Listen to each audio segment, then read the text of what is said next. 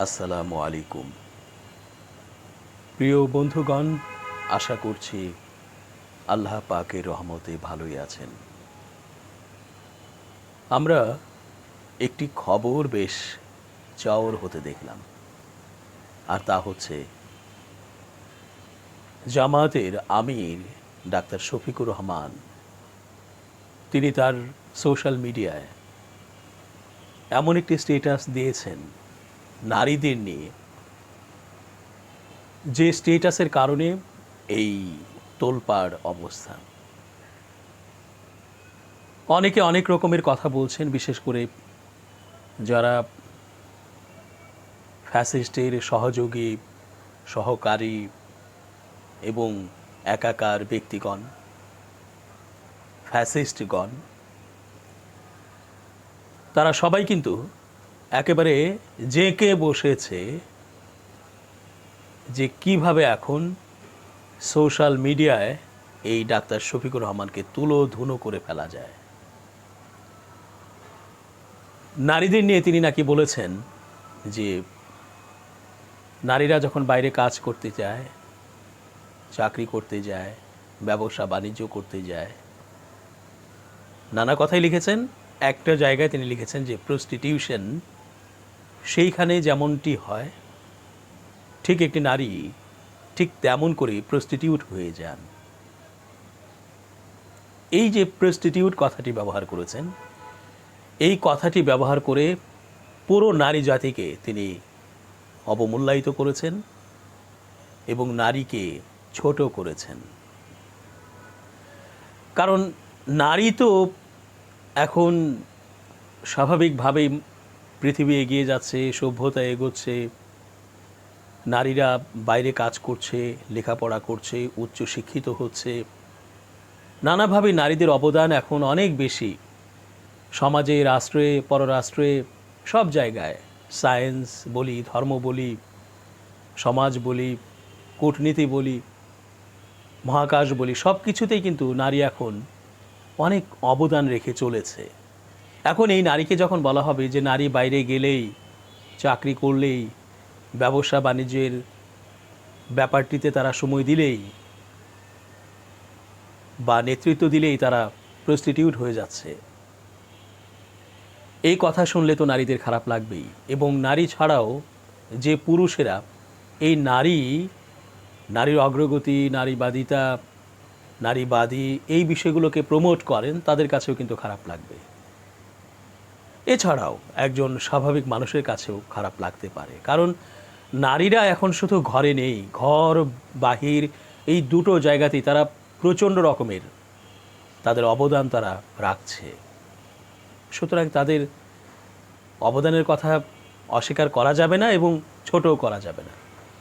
এই অবস্থা আসলে জামাতের আমির এই ধরনের একটি কথা কেন বললেন, বা নির্বাচনের আগে আগে আজকে 1 ফেব্রুয়ারি, আর মাত্র মাঝখানে 10 দিন, তাহলেই পরের দিনই হচ্ছে 12 তারিখ, অর্থাৎ সেই দিন যে দিনটির জন্য আমরা অপেক্ষায় আছি। মানুষ স্বাধীন মতো ভোট দেবে, তার মনের যে ইচ্ছেটা ভোটের মাধ্যমে তা প্রয়োগ করবে বা প্রকাশ করবে। এই সময় এসে জামায়াতের আমির তিনি এইরকম একটি কথা বলবেন, এবং এই কথা বললে যে জামায়াতের ভোট কমবে,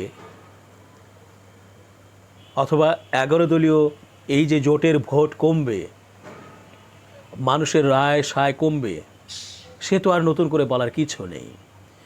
তাহলে জামাতের আমির এই ধরনের একটি কথা বলে এই সময়ে তিনি কি তার ভোট হারানোর ব্যবস্থা করলেন? যাই হোক, সোশ্যাল মিডিয়া খুললে আপনারা দেখবেন যে এই যে ফ্যাসিস্টের দোসর বা সহযোগী, সহগামী, সহকারী, বা তারা নিজেরা ফ্যাসিস্ট যারা, তারা নিজেরা সব মিলিয়ে তারা জেঁকে বসেছে এই স্ট্যাটাসের উপরে যে কেন জামাতের আমির ডাক্তার শফিকুর রহমান এই কথা বললেন এবং তাকে বয়কট করতে হবে। এর সাথে যে দলটি যুক্ত হয়েছে সেটা হলো বিএনপি, এবং তারা কিন্তু বিএনপির যে ছাত্রদল কিন্তু মিছিলও বের করেছিল।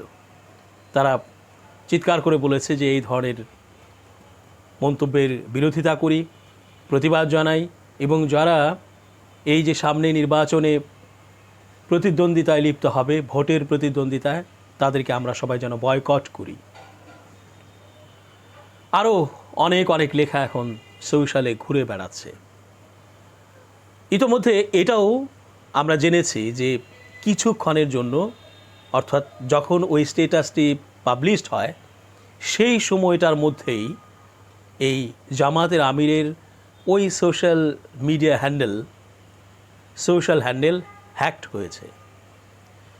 আর হ্যাকড হয়েছিল বলেই এই ধরনের স্ট্যাটাস হয়তো কেউ দূরভিসন্ধি বাস্তবায়নের জন্য বা জামাতের আমিরের অথবা 11 দলীয় জোটের অথবা জামাতের ক্ষতি সাধনের জন্য এই ধরনের স্ট্যাটাস লিখে ফেলেছে ইংলিশে।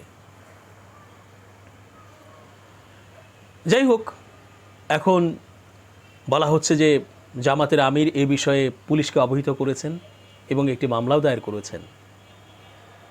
এটা নিয়ে তদন্ত চলছে অথবা অ্যানালাইসিস চলছে। যাই হোক, অনেকগুলো কথা এখানে বলার আছে। একটা হচ্ছে যে যারা গুরুত্বপূর্ণ ব্যক্তি আছেন তাদের সোশ্যাল হ্যান্ডেল, সেটা এক্স হোক অথবা ফেসবুক হোক অথবা ইনস্টাগ্রাম হোক অথবা ইউটিউব হোক অথবা অন্য কোনো প্ল্যাটফর্ম, যেটাই হোক না কেন, এই পেজেসগুলো, এই হ্যান্ডেলগুলো কিভাবে হ্যান্ডেল হচ্ছে এবং কারা অ্যাডমিন হিসেবে দায়িত্ব পালন করছে, তারা ঠিকঠাক মতো দায়িত্ব পালন করছে কিনা, প্রত্যেকটি শব্দ, অক্ষর, বাক্য ঠিকঠাক মতো দেখে নেওয়া উচিত। এর আগেও আমরা দেখেছি যে এই আমিরে জামাত তার সোশ্যাল মিডিয়ায় যখন তারেক রহমান দেশে আসলেন তখন তারেক রহমানকে স্বাগত জানিয়ে এই সোশ্যাল মিডিয়া থেকে লেখা হয়েছিল যে সুস্বাগতম সপরিবারে তারেক রহমানকে বাংলাদেশে, এইরকম একটা কিছু। এবং সেই স্ট্যাটাস ঘিরে আমরা দেখেছি যে কিছু লোক সপরিবারে এই বানান নিয়ে পড়ে গেছেন, আবার কেউ হয়তো সুস্বাগতম এই বানান কেমন করে হবে তা নিয়ে পড়েছিলেন। মানে সমালোচনা, তিরস্কার, ভৎসনা ইত্যাদি। বোঝাই যায় যে সোশ্যাল মিডিয়া কিন্তু এখন খুব স্ট্রং, এবং আপনি বাইরে কি করছেন, সরাসরি কোন বক্তৃতা দিলেন, কতটুকু দিলেন, সেটা একটা ম্যাটার তো আছেই, কিন্তু এই বিষয়টি সোশ্যালে কতটা ছড়ালো, কতটা ভাইরাল হলো, সেটা কিন্তু মুখ্য বিষয়। এবং আমরা যদি খেয়াল করি যে 2024 সালের 5 আগস্ট এই যে বিপ্লব হলো, সেই বিপ্লবের পেছনের একটা বড় শক্তি ছিল সোশ্যাল মিডিয়া। সোশ্যাল মিডিয়া এমনভাবে হাসিনার বিরুদ্ধে লেগে গিয়েছিল, বা সোশ্যাল মিডিয়ায় যে মানুষ তারা কমেন্টস করছিল, তারা স্ট্যাটাস দিচ্ছিল, তারা ছবিগুলো একে অপরের সাথে শেয়ার করছিল, এবং সোশ্যাল মিডিয়ার মাধ্যমেই কিন্তু বিশাল একটা জনমত, একটা বিক্ষোভ শুরু হয়ে যায়। বলা যায় যে সোশ্যালে একটা তুমুল অবস্থায় তৈরি হয়। ফলে কিন্তু হাসিনার পলায়ন, হাসিনার পতন, হাসিনার স্খলন, হাসিনার রেজিমের এই যে শেষ হয়ে যাওয়া, সেটা কিন্তু আমরা দেখেছি যে এর কারণে হয়েছে। এটাই মূল ভূমিকা পালন করেছে। আর হবেই বা না কেন? কারণ মানুষের এখন ফিজিক্যালি সব জায়গায় যাওয়া কষ্টসাধ্য, এই কারণে যে মানুষের ইনভলভমেন্ট বেড়েছে। একটি মানুষ এক জায়গায় বসে নানা কাজ করছে, দেশ বিদেশ, অঞ্চল, জেলা, উপজেলা, বিভাগ, নানা কাজ করছে সে এক জায়গায় বসে। তাহলে তার পক্ষে এতগুলো কাভার করা কিন্তু সম্ভব নয় একা একা, সরাসরি ফিজিক্যালি যে। ফলে মানুষ কিন্তু সোশ্যাল মিডিয়ার আশ্রয় নিচ্ছে।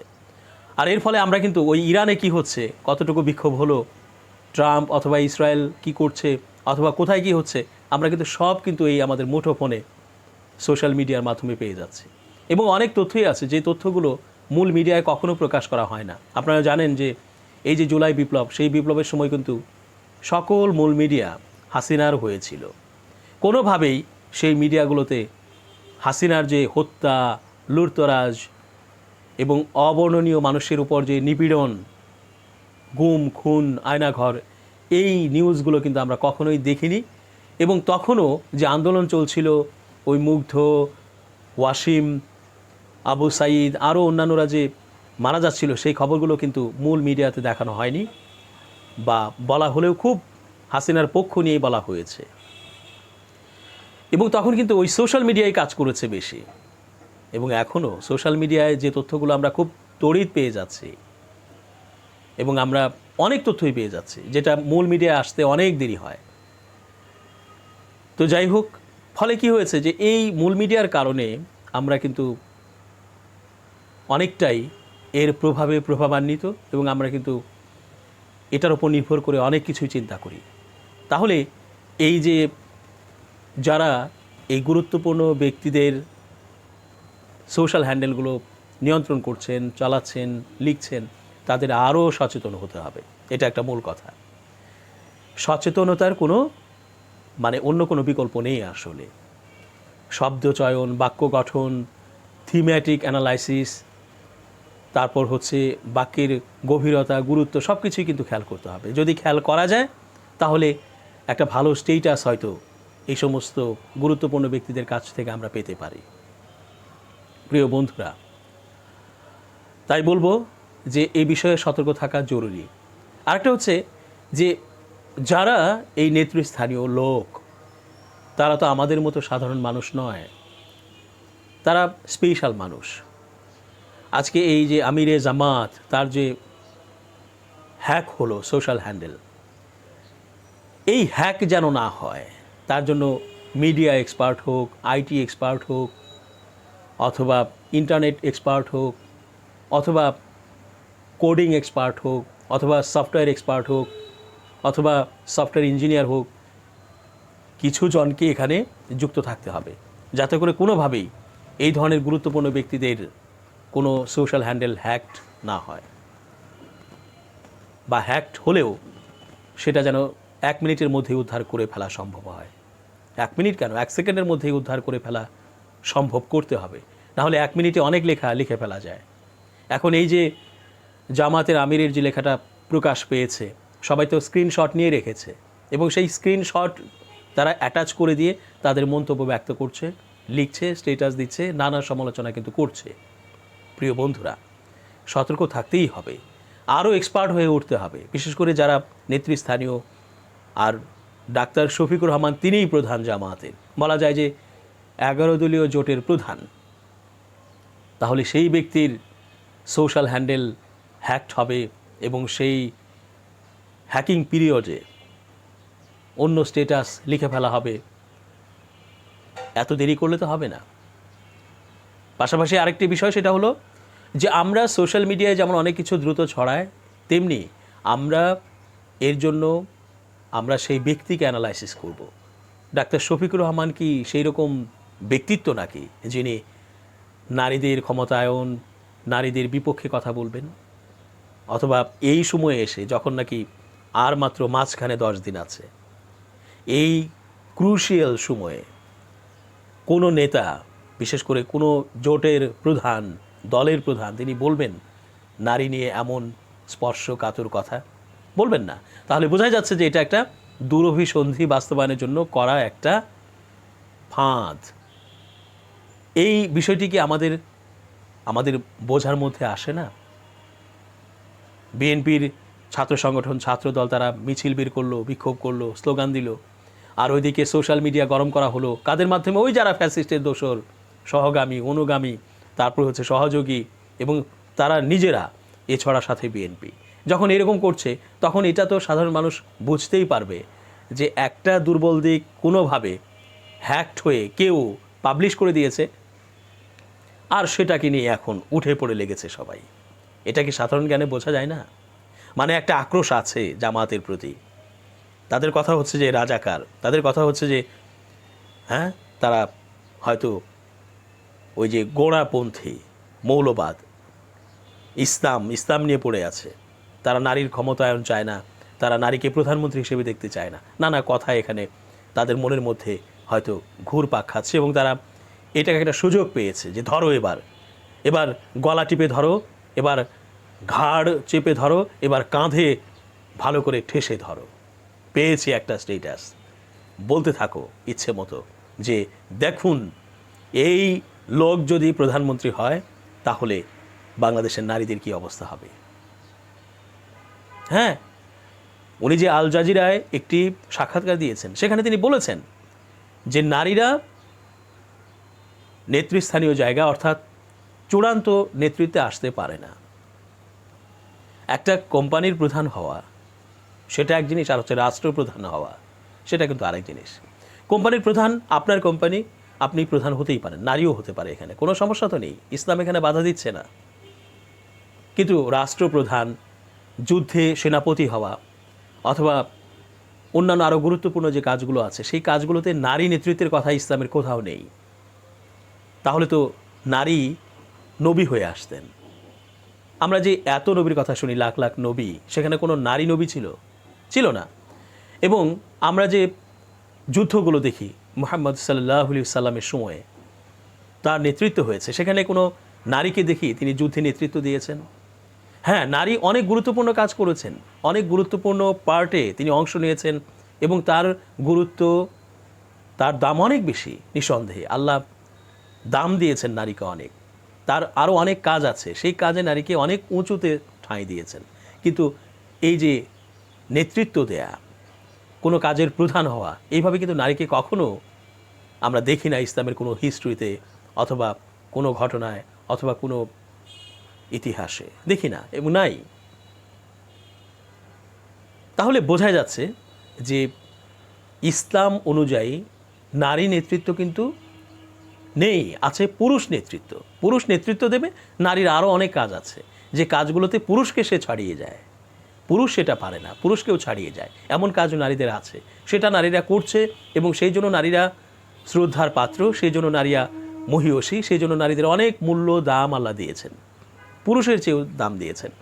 ওই যে একটা ব্যাপার তো আছেই যে তোমরা কার সাথে সর্বোত্তম ব্যবহার করবে, আচরণ দেখাবে মার সাথে, দ্বিতীয়বারও মার সাথে, দ্বিতীয়বারের পর তৃতীয়বারেও মার সাথে, অর্থাৎ 3 বারই মার সাথে, তারপর কার সাথে? বাবার সাথে। তাহলে এখানে 3 বার, প্রথম, দ্বিতীয়, তৃতীয় মার সাথেই উত্তম আচরণ করার কথা বলা হয়েছে বা গুরুত্ব দিতে বলা হয়েছে, চতুর্থবারে গিয়ে বাবার কথা বলা হয়েছে। তার মানে কি মায়ের গুরুত্ব কত দেওয়া হয়েছে। তো এইভাবে কিন্তু মায়ের গুরুত্ব তুলে ধরা হয়েছে। আপনারা জানেন যে ঈসা আলাইহিস সালামের কিন্তু বাবা নেই, হযরত মরিয়ম এর গর্ভেই তার জন্ম হয় বাবা ছাড়া, আল্লাহর রহমত, আল্লাহর ইচ্ছে, আল্লাহর কুদরতে। সুতরাং এই যে মা মরিয়মকে, হযরত মরিয়মকে কোথায় তুলে ধরেছেন আল্লাহ, কত উঁচুতে উনি তুলে ধরেছেন যে বাবা লাগে না, একজন মার সন্তান ধারণ করতে বাবারও প্রয়োজন পড়ে না। তাহলে বাবারা যদি এরকম একটা ব্যাটাগিরি করে বা চিন্তা করে যে বাবা ছাড়া মানুষ হতে পারে না, আল্লাহ এই জায়গাটা ভেঙেছেন, ভেঙে দেখিয়েছেন যে বাবাও লাগে না, আল্লাহ চাইলে মার গর্ভে মাই সন্তান জন্ম দিতে পারেন আল্লাহ যদি চায়। তাহলে মাকে কত উঁচুতে তুলেছেন যে বাবাও লাগছে না, মানে ওই নারীর স্বামীও লাগছে না। ফলে এরকম বহু উদাহরণ আমরা দিতে পারি যে নারীর গুরুত্ব কত উপরে আল্লাহ তুলে ধরেছেন। সুতরাং ইসলামে নেতৃত্ব দেয়া, কোনো ঘটনার সামনে থাকা, কোনো একটি আয়োজনের প্রধান হিসেবে থাকা, কোনো রাষ্ট্র পরিচালনায় প্রধান হিসেবে থাকা, কোনো যুদ্ধ বিগ্রহের সময় প্রধান হিসেবে থাকা, এগুলোতে এই যে শক্তিশালী কাজ, শ্রম ঘামের কাজ এবং আত্মবিশ্বাস বলি, মনের দৃঢ়তা বলি, স্থিরতা বলি, সিদ্ধান্ত নেয়ার চূড়ান্ত রকমের পারঙ্গমতা বলি, তারপর হচ্ছে যে স্থির থাকা বলি, ধৈর্য ধরা বলি, এগুলোর ক্ষেত্রে কিন্তু পুরুষকে এগিয়ে রাখা হয়েছে। কারণ পুরুষের শারীরিক কাঠামো, তার মানসিক অবস্থা, এই সব কিছু নারীর থেকে ডিফারেন্ট, এবং সেই ডিফারেন্ট বলেই সে ওই নেতৃস্থানীয় জায়গাটিতে তাকে রোল প্লে করার জন্য বা তাকে দায়িত্ব পালন করার জন্য বলা হয়েছে, নারীকে নয়। তবে নারী কিছু ক্ষেত্রে তো সেটা করবেই, যেমন সংসারের কিন্তু নারী প্রধান থাকে, খাওয়া দাওয়া, রান্না বাড়া, ম্যানেজমেন্ট নারী কিন্তু করে, হয়তো পুরুষ টাকা দেন। একইভাবে কোনো একটি ছোট্ট করে একটি আলোচনা অনুষ্ঠান হচ্ছে, সেখানে কিন্তু কোনো নারী নেতৃত্ব দিয়ে কিন্তু আরও নারীদের সাথে বসে, সামনে বসে সে কথাবার্তা আলোচনা করতে পারে। এরকম নানা ব্যাপার কিন্তু আছে যেগুলোতে নারী তার যে মেধা, তার যে অবদান সে রাখছে। এছাড়া আমরা তো দেখছি যে নাসাতে নারী অবদান রেখেছে, মহাবিশ্বে নারী অবদান রাখছে, সেই কোথায় গেছে, স্পেসে গেছে নারী, সেখানে যে দিনের পর দিন পৃথিবী থেকে ডিটাচড, শুধু কমিউনিকেশন উইথ রাডার অথবা নানা ব্যবস্থার মাধ্যমে, স্যাটেলাইটের মাধ্যমে সেখানে যোগাযোগ থাকছে। সুতরাং নারী কোথায় নেই, কিন্তু নারী নেতৃত্ব আল্লাহ এই রাষ্ট্র পরিচালনা হোক বা অন্যান্য যুদ্ধ বিগ্রহ হোক, আরও নানা বিষয় আছে যেখানে নারী নেতৃত্ব আল্লাহ কোথাও এর কোনো উদাহরণ দেখাননি। ফলে এটা যদি কোনো ব্যক্তি বলে ইসলামের আঙ্গিকে, হাদিসের আঙ্গিকে, কোরআনের বর্ণনার আঙ্গিকে, তাহলে ওই ব্যক্তির দোষ তো নয়, বা এটা কারো দোষের বিষয় নয়, এটা আল্লাহর নির্দেশনা, আল্লাহর এটা খেলা এবং আল্লাহর এটা ইচ্ছে। সুতরাং এটা বলাতে উনি খারাপ হয়ে গেলেন, উনি নারী নেতৃত্ব মেনে নিলেন না, উনি ক্ষমতায় গেলে নারীদের কী অবস্থা হবে, এইগুলো যে চিত্রায়িত হয় তা কিন্তু নয়। ভুল বুঝলে তো হবে না প্রিয় বন্ধুরা। সুতরাং যারা জ্ঞানী মানুষ, যাদের মধ্যে অ্যানালাইসিস পাওয়ার আছে, যারা ভেতরকার বিষয়টি বুঝতে পারেন, তারা নিশ্চয়ই এটা বুঝে নেবেন যে আমিরে জামায়াতের যে স্টেটাস এই হ্যাকড সময়ে পাবলিশড হয়েছে সেটা আসলে তার স্টেটাস নয়। সেটা হয়তো কেউ এই জামাতকে ছোট করার জন্য, নির্বাচনের আগে এই দলের ভোট যেন কম পড়ে বা এই জোটের যেন ক্ষতি হয়, সেই জন্য এটা প্রচার করেছে বা এখনও করে যাচ্ছে। আর আগেই বললাম যে যারা ফ্যাসিস্টের দোসর, অনুগামী, সহগামী, সহকারী, যাই বলি না কেন, বা তারা সরাসরি তারাই, এবং তাদের সাথে আরেকটি বড় দল যুক্ত হয়ে যে কাজটি করছে, এই কাজটি আসলে ভালো হচ্ছে না। কারণ আজকে হয়তো এই ডাক্তার শফিকুর রহমানের সোশ্যাল হ্যান্ডেল হ্যাকড হয়েছে 1 ঘন্টার জন্য বা 2 ঘন্টার জন্য, আপনার দলেরও প্রধান আছেন বা দ্বিতীয় জন আছেন, তৃতীয় জন আছেন, তার সোশ্যাল হ্যান্ডেল যে হ্যাকড হবে না তা আপনি কি করে বলেন? এই যে অসুস্থ কাজ, হয়তো যারা করেছে এটা, এখন জামাতের লোকজন এবং এই 11 দলীয় যে জোট, এই জোটের যারা এক্সপার্ট আছেন, IT expert, ICT expert, information expert, data expert অথবা সফটওয়্যার এক্সপার্ট, ইঞ্জিনিয়ার আছেন, তারা যদি চিন্তা করে ঠিক আছে আমরাও তারেক রহমানের একটা সোশ্যাল হ্যান্ডেল হ্যাকড করে ফেলব এবং তারপর যা ইচ্ছে, যেগুলো করলে বিএনপির ক্ষতি হয় অথবা অন্যান্য দলগুলোর ক্ষতি হয় তা আমরা করতে পারবে না? নিশ্চয়ই পারবে। ফলে এটা একটা অসুস্থ প্রতিযোগিতা, অসুস্থ একটা মানে হিংসামূলক ঘটনা বা কাজ কারবার, যেটা করা উচিত নয়। কারণ এটা করলে ক্ষতিই হবে, একে অপরের ক্ষতি হতে থাকবে।